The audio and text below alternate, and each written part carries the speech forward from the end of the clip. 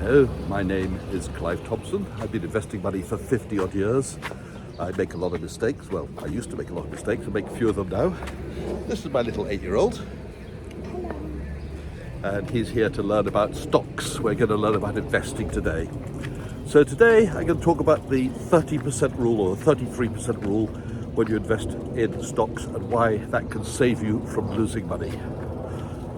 So have you noticed that when you buy a stock, it's almost like clockwork, that the minute you buy something, it instantly starts to go down below the price you paid? And have you noticed that when you sell something, it almost inevitably seems to go up in price to a higher price than you sold it at? In other words, you can always sell something, almost always, at a higher price than you sold it, and you can almost always have bought it at a lower price than you bought it. It's really annoying to know you didn't buy it at the lowest price or sell it at the highest price. So how do I get around that? I have a little rule which is called the 33% rule. And the way it works is this. When I research a stock, and I do a lot of research, I'm looking at all the fundamentals, and I'm talking about how to do this research in some of my other videos.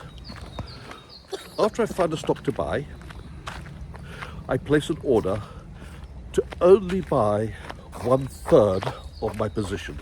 Now, if it's a very actively traded stock, a large cap with lots of volume, it's quite safe to place a market order.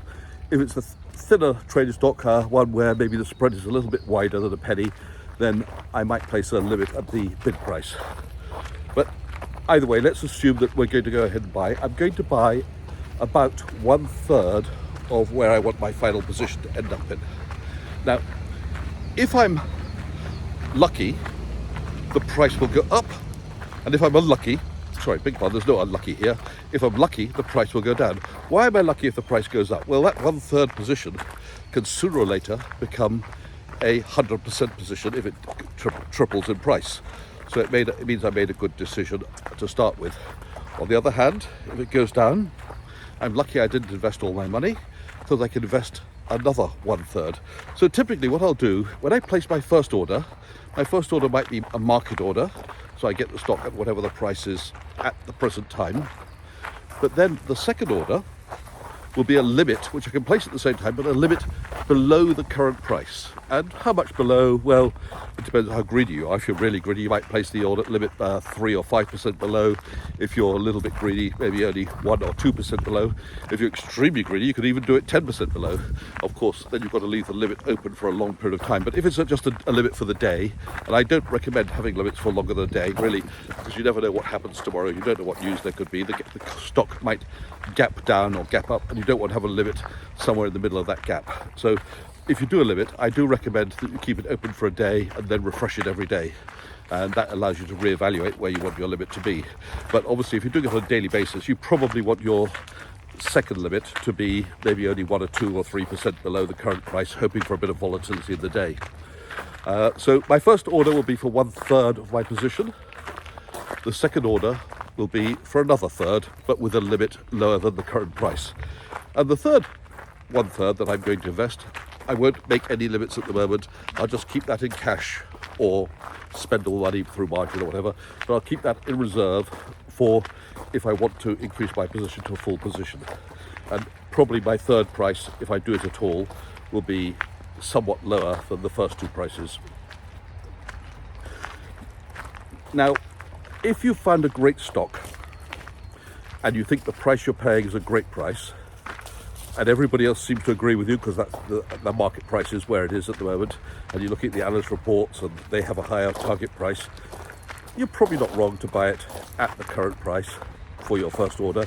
And if you're lucky, with a bit of daytime volatility, you'll get your second order filled at a slightly lower price, giving you a price which is nearer the bottom of the range for the day for the two orders than the top of the range. Of course, if your second order doesn't get filled, it's probably because the stock immediately moved upwards instead of downwards. And again, you're quite happy that you didn't pay the highest price of the day. And for your third order, well, if the stock goes down a lot, you can reevaluate whether you still like the stock. Has there been some good news, bad news? And taking everything into account, you decide if you want to do that purchase. What do you think? What, buy low, sell high? Buy low. Yeah, buy low is the answer. Anyway, let's go on and talk about the selling side of a stock. Now you've got a stock and you kind of feel that you should be out of it, but you've probably experienced this. I certainly experience it all the time. I sell it all and then the next day it immediately goes up. It's very annoying. So the way I've got around that is to sell, unless there's some significant new bad news that I know of, but I think other people haven't taken into account. And by the way, news gets disseminated at the speed of light, so there's always going to be people who've taken it into account anyway. But let's say I feel I've got some inside information that nobody else knows, then I can sell it all. But in general, that's not going to be true. So what I do, I place an order to sell 1/3 of my position, and usually these are positions at profit. I'm not really talking about selling a position which is lost, because I hopefully have got that remaining 1/3, that where I can buy the stock cheaper. Hopefully I still like it. So here I am. I've got a stock. I bought it. It's worth 2, 3, 4 times what I paid for it. I'm valuing it, and I think that now the upside is more limited, not because the stock has gone up, but because based on the change in the company's expectations, they've increased their sales, they've increased their earnings. That's why I bought it in the first place. And we're 2 or 3 years down the line. It's got a nice profit. It's now a larger position in my portfolio than I feel comfortable with, perhaps. Maybe the prospects are still great for the company, but the share price, if I've done it right, will have moved faster than the earnings have progressed. In other words, that stock is closer to its underlying value than it was when I purchased it, even though the underlying value has risen in price. So what am I going to do? I'll sell 1/3 of it at the market, so I've got some cash, which can now go back into another position if I want. And I'll put a limit, again, typically for the day, to sell another third. Why do I put it for a day? Well, because tomorrow the company might make an announcement. They've got a new contract, the stock might go flying up through the roof.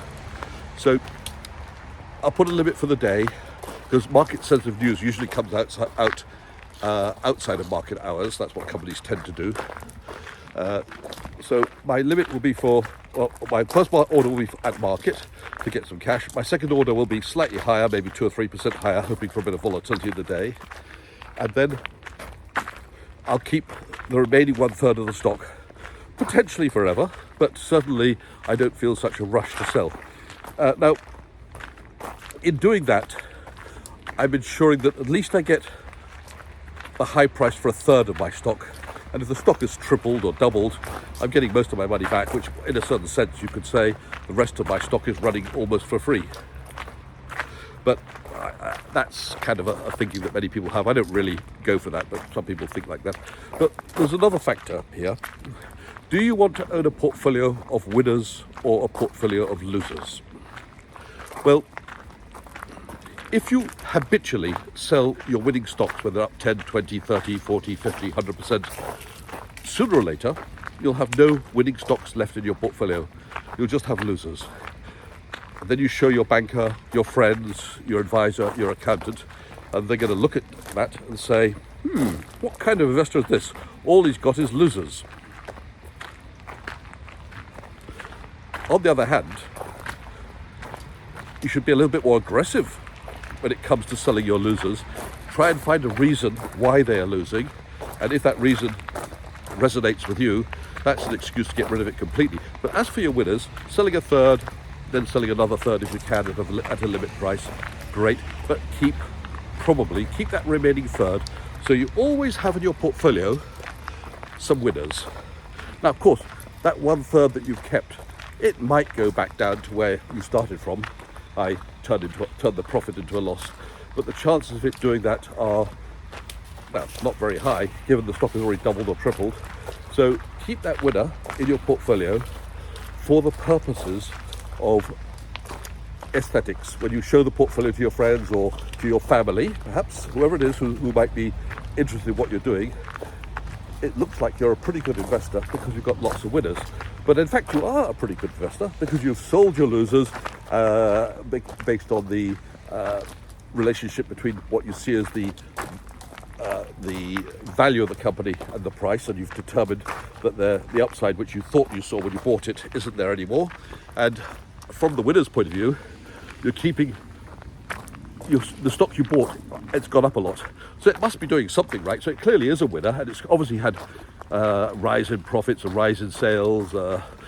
They've appointed some good directors. Something's happened which is good for the company, which people will know about. So you're not doing anything wrong by keeping some of it, but you're doing a sensible thing by top slicing and reducing your exposure to that one stock. So obviously if you have 100 stocks, it doesn't really matter if one stock goes from 1% to 3%. But if you have only 10 stocks, then you're talking about a stock which has gone from 10% of your portfolio to 30% of your portfolio. Well, that's far too much. It's far too risky. You're far too exposed to one stock, and you should be selling it simply because it's become overweight. And that's when your technique of maybe selling a bit now and a little bit later and keeping the 1/3, so you're back to 10%, of course, with the remaining 1/3, makes a lot of sense. So that's all I've got to say today about the 1/3 rule. I'd like to wish everybody a happy afternoon, happy evening. You may have seen some clues as to where I am. If you have, I'm happy for you to put that in the comments. And I'd like to wish everybody a lovely day. If you liked what I said, you know what to do. It's the thumbs up, it's subscribe, and of course if you do have comments, I'll try my best to answer them. You see, I have answered large numbers of comments on the previous videos, and if you have a question, I'll be even more certain to try and answer it in your comments. You can also get in touch with me on LinkedIn. If you write to me on LinkedIn, I'll be happy to answer your questions on finance. I don't do careers advice. Some people write to me and say, how do I become an investment manager or a wealth manager? Well, there's lots of ways of finding that out without asking me out. That's not my role. I've done 50 years of investing in stocks, so that's what I'll be happy to answer questions about. If you want to know about gold and silver, which I also favour, or other things, look at my videos on other people's channels where I've been invited to their channel, and you'll see what I've got to say about those assets on their channels. And those channels quite often are more about current events. This is a timeless video which you can keep forever. Do you know what timeless is? No. Timeless is a video you can watch anytime, from now, tomorrow, next week, next year, anytime, in 10 years time if you want, and it'll still be valid. So ladies and gentlemen, thank you very much for watching. Thumbs up, subscribe and like. Oh, thumbs up and like is the same thing, isn't it? No, comment is what I wanted to say. Cheers for now. Bye-bye.